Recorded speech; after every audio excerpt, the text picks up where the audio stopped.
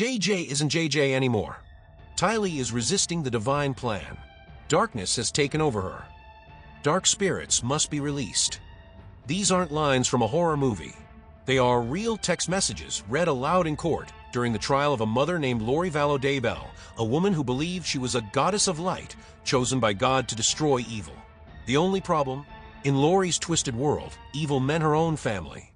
2 children vanished, 1 husband shot dead, 1 wife poisoned, and a secret list of so-called zombies where names were marked as dark spirits who needed to be eliminated. No one could have imagined the horror behind Lori's hollow smile. Not when JJ's head was found wrapped in duct tape. Not when Tylee's body was burned beyond recognition. Not even when Lori's surviving son, Colby Ryan, screamed through sobs, "You killed my siblings, Mom. You're a monster. How could you murder your own children?" Lori responded with silence.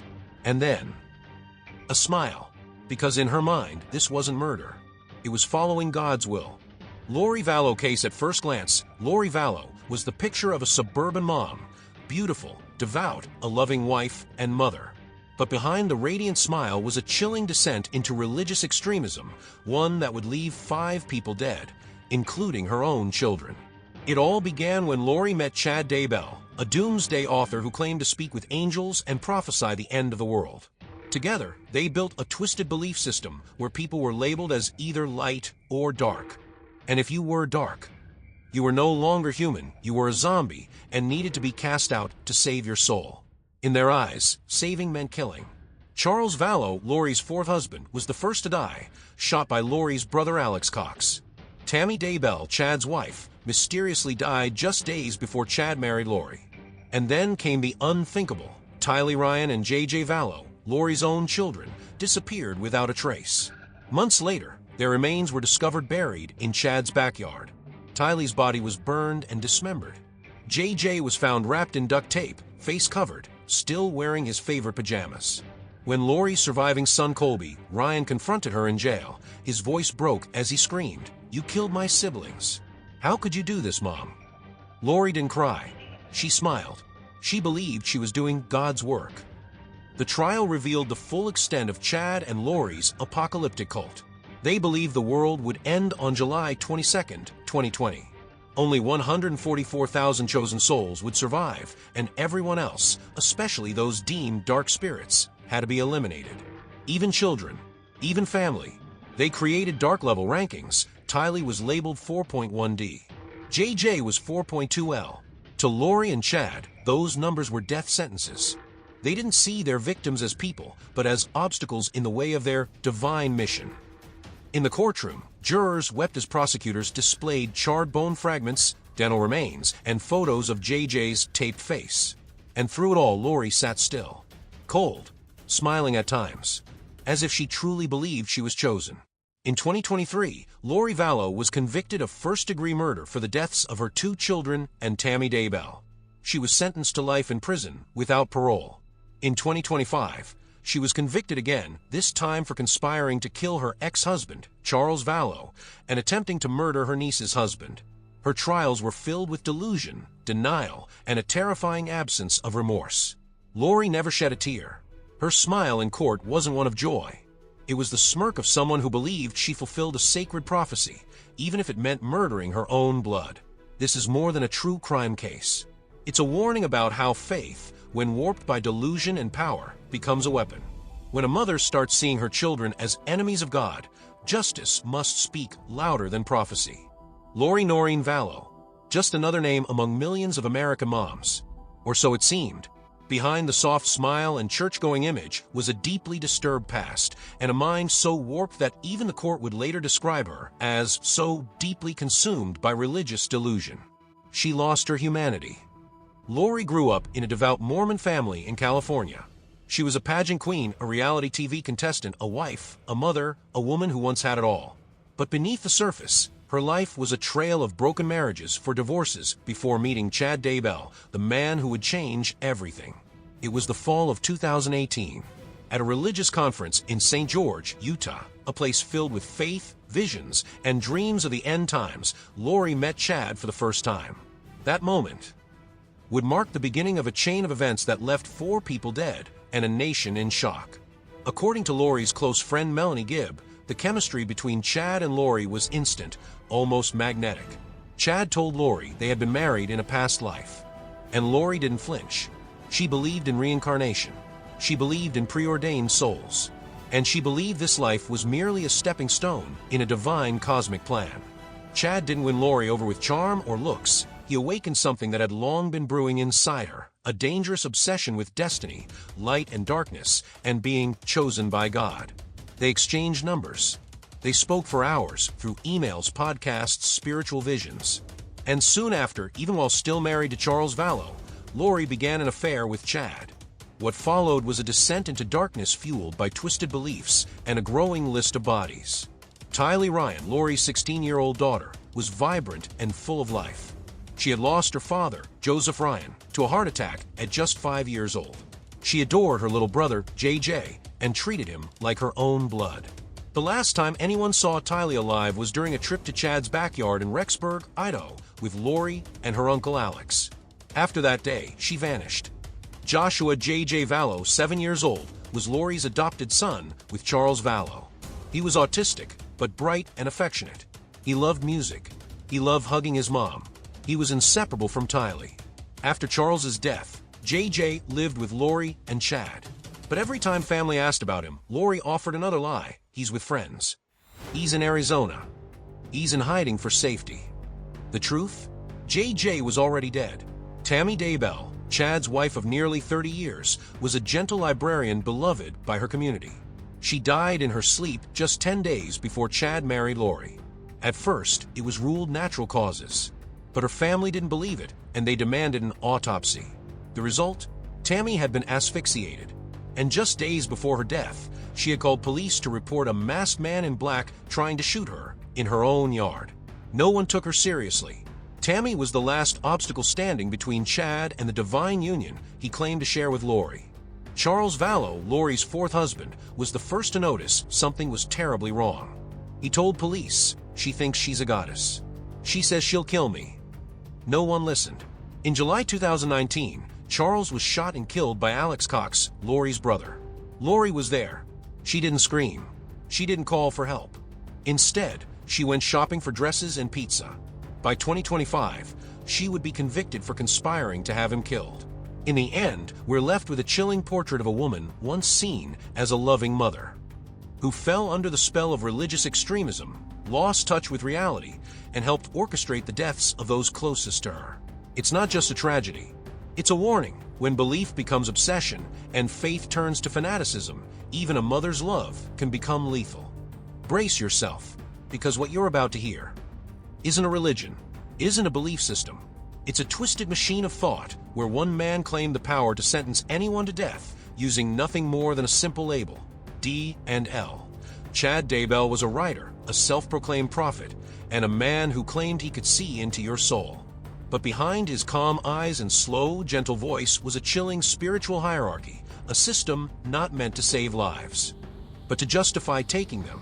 Chad didn't just divide people into good or evil. He created two categories of souls, light spirits and dark spirits. And if you were labeled dark, you weren't human anymore. You were a target for removal. And it gets worse. He assigned levels to dark spirits from level 1 to level 6. The higher your number, the more possessed you were. And once you reached level 4 or higher, there was no redemption. You had to be eliminated. Tylee Ryan, Lori's daughter, was marked as 4.1D. JJ Vallow, her 7-year-old autistic son, was labeled 2L. These weren't spiritual insights. They were death sentences disguised as divine rankings. Chad even said, once someone is level 4 or higher, it's nearly impossible to turn them back. This system became the tool Lori and Chad used to justify murder. Once someone was labeled dark or a zombie, it meant they could be removed from their lives, their families, their bodies. And Chad didn't keep this twisted theology to himself. He taught Lori, his own children, and members of their inner circle how to use this scale to identify zombies. Tammy Daybell, Chad's first wife, and Charles Vallow, Lori's ex-husband, were both labeled dark just days before they died. Lori Vallow was once a devout Mormon, but after Chad, she didn't just change her beliefs, she changed her entire identity. She believed she was a reborn goddess, that she had lived many past lives, and that she'd been chosen to lead the righteous after the apocalypse. Chad didn't just agree, he worshipped her. He crowned her Queen of Light. And with that title came terrifying confidence in every action she took. They set a specific date for the end of a world, July 22nd, 2020. And only 144,000 chosen souls would survive to rebuild a new Earth. Lori believed she was one of them. Everyone else, enemies of the light, even parents, even children, even spouses. Chad and Lori began a spiritual cleansing of everyone around them. Anyone they viewed as impure, dangerous, or simply not a believer was marked for elimination. Charles Vallow, Lori's devoted husband and father to JJ, tried to resist. He warned friends. He called the police. He begged for help. But in Lori's eyes, Charles wasn't a husband anymore. He was an obstacle, a dark spirit, a zombie, and zombies must be destroyed. Their delusion didn't stop there. In their belief system, once a soul was possessed deeply enough, the original person was no longer inside, only a dark, demonic entity remained. These people were called zombies. To Lori and Chad, killing a zombie wasn't murder. It was freeing the soul from a corrupted vessel. They believed it was humane, holy, righteous. And to prepare for these killings, they performed casting rituals, prayers to expel evil spirits. Once the casting was done, the zombie could be killed. But it didn't end there. To prevent the dark spirit from returning, the body had to be burned, dismembered, or tightly bound. And most horrifying of all, these rituals didn't happen in secret. Lori hosted them on Zoom, with friends like Zulema Pastines, her spiritual confidant. Chad claimed he could open spiritual portals, send vibrations across dimensions, and commune with souls beyond the grave. But what he really opened was the door to a doomsday cult where murder was divine and where darkness wasn't cast out. It was carried out. July 2019, the first bloodstained chapter in Lori Vallow and Chad Daybell's descent into hell. Charles Vallow, Lori's fourth husband and the adoptive father of JJ, was shot dead in broad daylight at their home in Chandler, Arizona. The shooter? Alex Cox, Lori's brother. Loyal to fault, blindly so. Alex claimed self-defense, saying Charles lunged at him and Lori. But surveillance footage, witness statements, and police records told a very different story. First, Charles was unarmed. Alex had the gun, and he fired first. Second, after Charles collapsed to the floor, Alex didn't call 911 right away. He left Charles lying there for 47 minutes. While Charles bled out, Lori calmly gathered the kids and took them out for breakfast. No panic, no grief, no emergency call, just coffee, pancakes, and silence. But the most chilling part? Charles knew something like this could happen. 6 months earlier, he had begged police to intervene, warning that Lori believed she was chosen by God and had threatened to kill him if he stood in her way. He filed for divorce. He requested a psychological evaluation. He emailed family. He even hired a private investigator. Charles wasn't paranoid, he was desperate. And he was right. He was especially worried about JJ's safety. He tried to get full custody, fearing Lori's beliefs were spiraling out of control. But his efforts to protect his son only became motives for Lori to eliminate him. And after his death, Charles became the first official dark spirit punished by the warped theology of Chad and Lori's cult. A few months later, another body. Tylee Daybell, Chad's wife of nearly 3 decades, was found dead in bed on October 19, 2019. Chad told police she had died in her sleep. The cause? Cardiac arrest. No autopsy. No questions. No suspicions. Why? Because Chad was a religious man, a publisher of spiritual books, a quiet husband from a small, God-fearing town. People believed him. Even Tammy's own family, who knew she was healthy, active, with no history of heart trouble, chose to accept Chad's story. What no one knew was that just 10 days earlier, Tammy had called the police, reporting a masked man had tried to shoot her with a paintball gun in her own driveway. That wasn't a prank. That was a failed hit. The man in black. According to investigators, it was Alex Cox. And the second time, he finished the job. Just 2 weeks after Tammy's sudden death, Chad married Lori in Hawaii. There were flowers, music, and beach photos. No mourning, no mention of the dead. Tammy had been erased. And when investigators exhumed her body in late 2020, the truth surfaced. She had been asphyxiated. Chad had choked the life out of her to make room for his Queen of Light and collect on her life insurance. If the deaths of Charles and Tammy were tragic, the fate of Tylee Ryan and JJ Vallow was unspeakable. 2 children, 2 innocent souls, slaughtered in silence. September 8, 2019. 16-year-old Tylee was last seen visiting Yellowstone National Park with Lori, Alex, and JJ. A happy photo was taken that day. It would become her final image. After that, she vanished. Just 2 weeks later, JJ, Lori's 7-year-old son, also disappeared. Lori brushed off the concern. "He's with friends," she said. "He's watching movies in Arizona." But no one, no school, no family member, no neighbor ever saw JJ again. When pressed, Lori and Chad lied constantly. Tylee's away at college. JJ's with a babysitter. No evidence, no proof. And while the world searched, Lori was in Hawaii, laughing in floral dresses, sipping drinks poolside, as if her children had never existed. By now, Chad and Lori were married. In November 2019, JJ's grandparents filed a missing persons report. The investigation finally began. But it wasn't until June 2020, after months of dead ends and rising public pressure, that police obtained a search warrant for Chad's property in Rexburg, Idaho. They dug through his backyard, shovel after shovel. And then, the earth gave up its secrets. Tylee's remains were discovered near a fire pit. Her body had been dismembered, burned beyond recognition, and shoved into a melted metal bucket.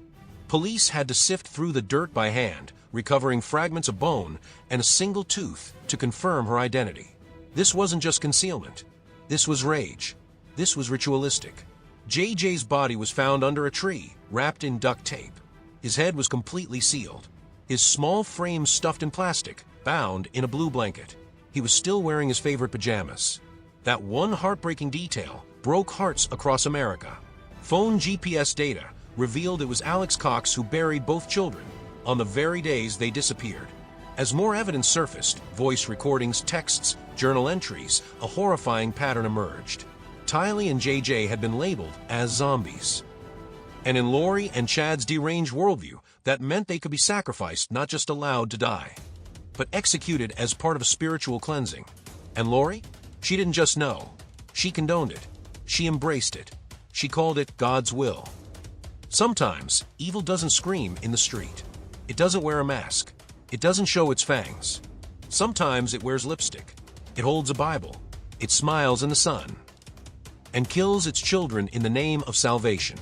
While America was still reeling from the brutal deaths of 2 children, the tragedy wasn't over. Alex Cox, Lori's fiercely loyal brother, the man who shot Charles Vallow and buried the bodies of Tylee and JJ, died suddenly, just 3 months later. On December 12, 2019, he collapsed inside his own bathroom. The official cause? Pulmonary embolism, a natural death, they said. But in a case drenched in blood, lies, and religious madness, his death didn't feel like coincidence. It felt calculated. Alex knew too much. He knew where Tylee was buried. He knew how JJ had been killed. He knew who gave the orders and who pulled the trigger. Now he's gone. A perfectly timed death. A missing link. A silenced witness. In the dark kingdom Chad and Lori had built, no one was safe. All it took was a single look from Chad. A whisper. A gut feeling that someone was dark. And just like that, you were a zombie. Not a person. A problem. And problems get removed. This wasn't mysticism anymore. This was murder by design. According to texts and testimony from friends and family, Chad and Lori kept a dark list, a secret record of those they believed were possessed, tainted, or spiritually dangerous. Even blood relatives weren't safe. The 4 confirmed victims were only the beginning. The list included Summer Shiflett, Lori's sister.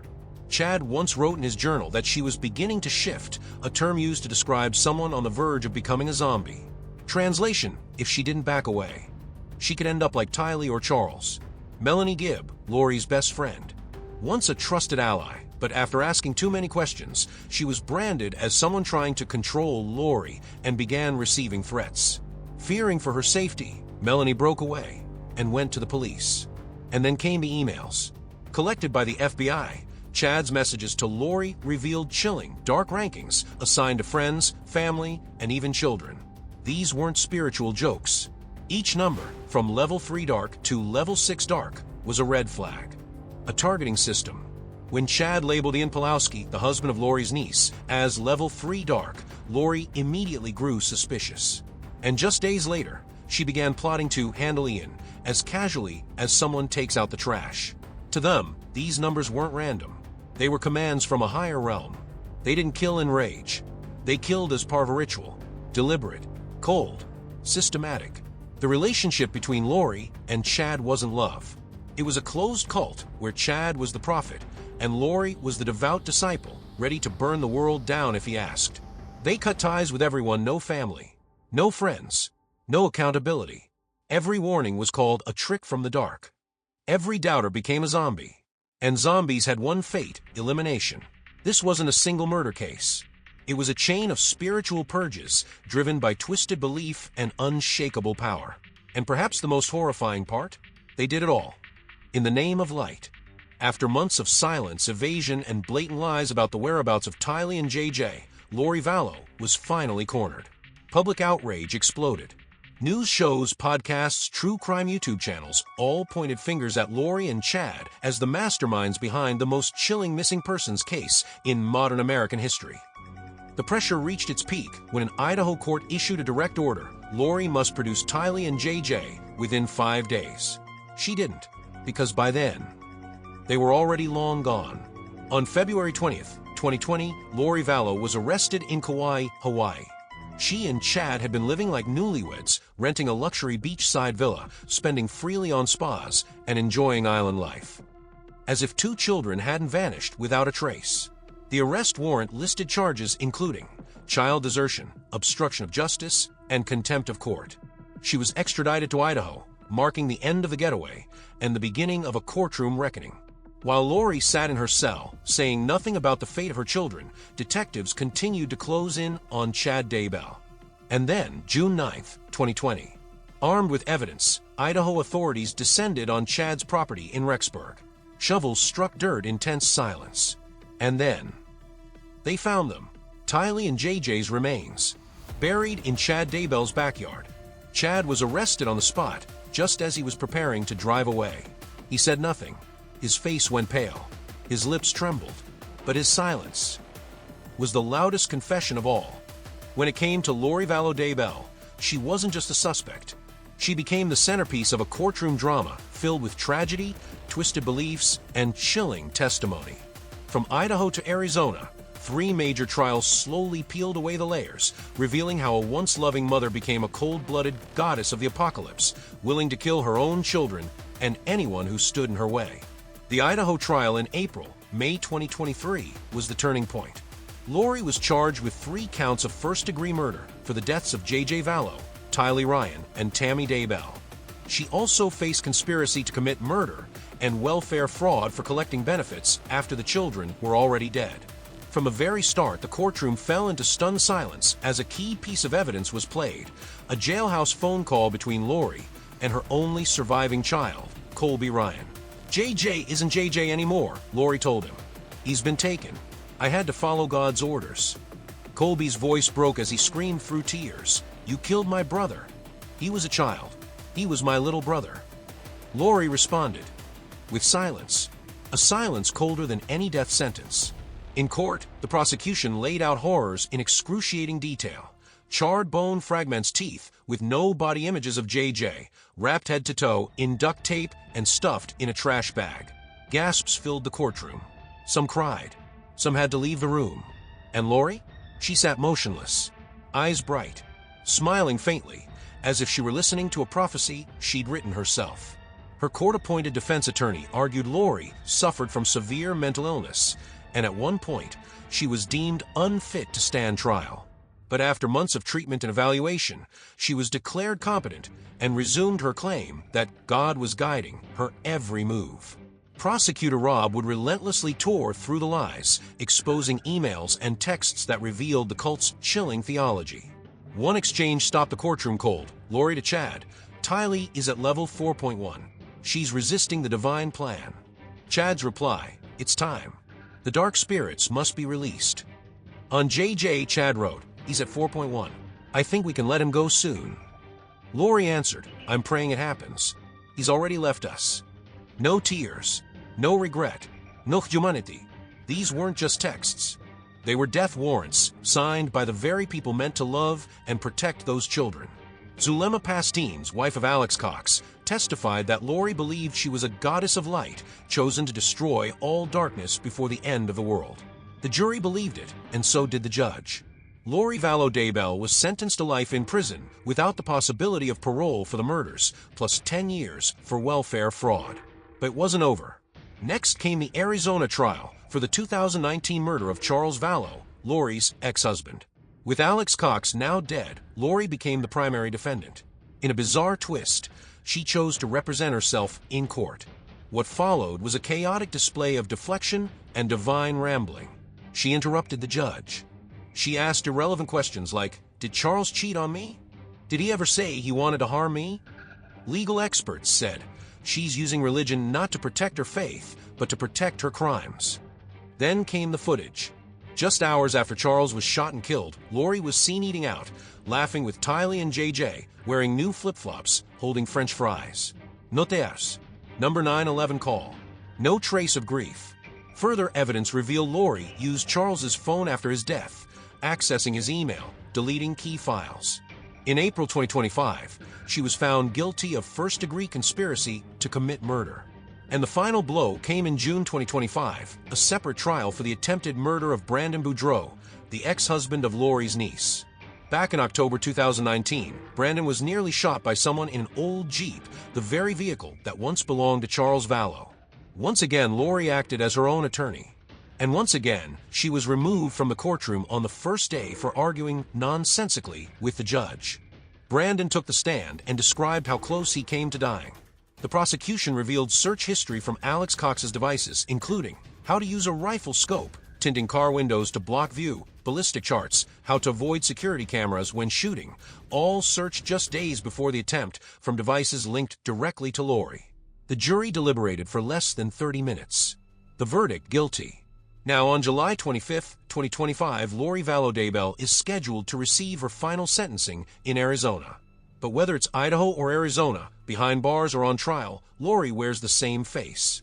Calm, empty, almost satisfied, as if all of this was still part of God's plan. 3 trials, 3 portraits of a woman consumed by radical faith, a mother who killed her own children, a wife who plotted her husband's death, a woman who felt no fear, no guilt, and may not even realize when she lost her soul.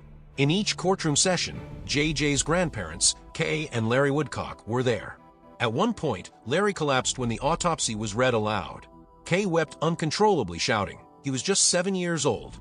An innocent little boy. How could anyone do that to my grandson?" Reporters described a courtroom thick with rage, heartbreak, and an overwhelming sense of the unforgivable. Outside, hundreds of Idaho residents and supporters across the U.S. stood for hours in the blazing sun, holding signs, pictures of Tylee and JJ, chanting, "Justice for Tylee and JJ." Inside, Lori remained composed. When the coroner read the details of her children's remains, she simply glanced, then turned to her lawyer and smiled. But wasn't the smile of a grieving mother. It was the smile of someone who believed she had fulfilled a divine mission, even if that mission meant taking the lives of her own children. Lori Vallow Daybell was once an ordinary woman, a mother, a wife, part of a loving family. But she spiraled into delusion, dragged into a world of warped prophecies and apocalyptic lies. And she wasn't alone. Around her gathered others who claimed to walk in light, but cast nothing but darkness on anyone who stood in their way. 3 lives stolen, 3 painful trials, and a nation left stunned, watching a mother smile in the face of her own child's murder. This is more than a criminal case. It's a warning. When any belief, religious, spiritual, or ideological, is twisted to justify violence, it stops being faith. It becomes a weapon. And sometimes, that weapon hides behind a smile, a prayer, a whisper that says, "I'm only doing God's will." But justice, though delayed, has spoken. Lori Vallow Daybell will now live out the rest of her days behind bars. No more talk of level 4.1 spirits. No more fabricated scripture. Just the cold silence of guilt and the weight of lives lost. And if you followed this story to the end, let one truth stay with you. True faith will never ask you to destroy the people you love. Tell us your thoughts in the comments. And if you want more true stories, chilling, strange, and sometimes beyond belief, subscribe and follow us for the next chapter. Thank you for watching. We'll see you in the next video.